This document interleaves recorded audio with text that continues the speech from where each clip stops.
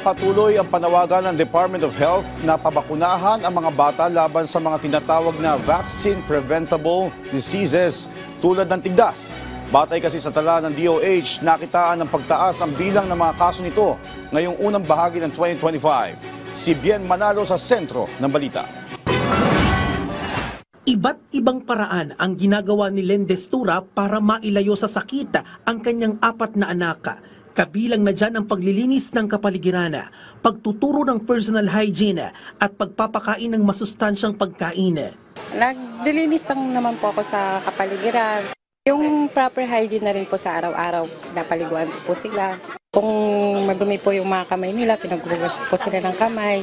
Pinapakain ko po sila ng gulay, prutas, at saka yung pinapainom ko rin po sila ng vitamin. Nagpaalala ang Health Department sa publiko sa patuloy na pagtaas ng bilang ng kaso ng tigdas.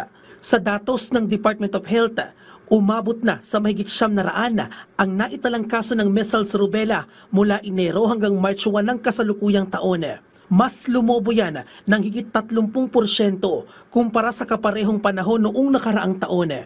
Sa nakalipas na 4 na linggo, nakitaan ng patuloy na pagsipa ng mga kaso ang rehiyon ng Metro Manila, Cordillera Administrative Region, Ilocos, Bicol, Western Visayas at Soc-Sargen. Maaaring maiwasan ang ganitong mga komplikasyon kung bakunado ang mga bata laban sa tigdas.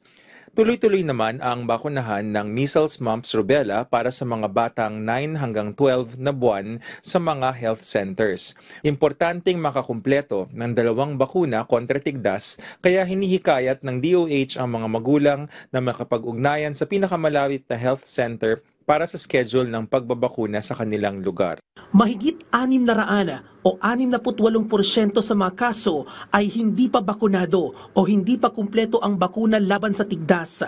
Ang tigdas ay isang lubhang nakahahawang sakit na maaring kumalat sa pamamagitan ng pag-ubo o pagbahinga. At kung hindi maaagapan, maaari itong humantong sa ilang komplikasyon gaya ng pulmonya, impeksyon sa utak na maaari ring humantong sa pagkasawi sa mga batang 5 taong gulang pababa.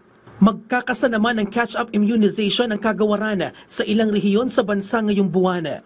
Bagamat lubhang nakakahawa, mapipigilan naman ang pagkalat ng tigdas sa pamamagitan ng bakuna at iba yung pagpapanatili ng kalinisan ng katawan at kapaligiran. Bien Manalo para sa Pambansang TV sa Bagong Pilipinas.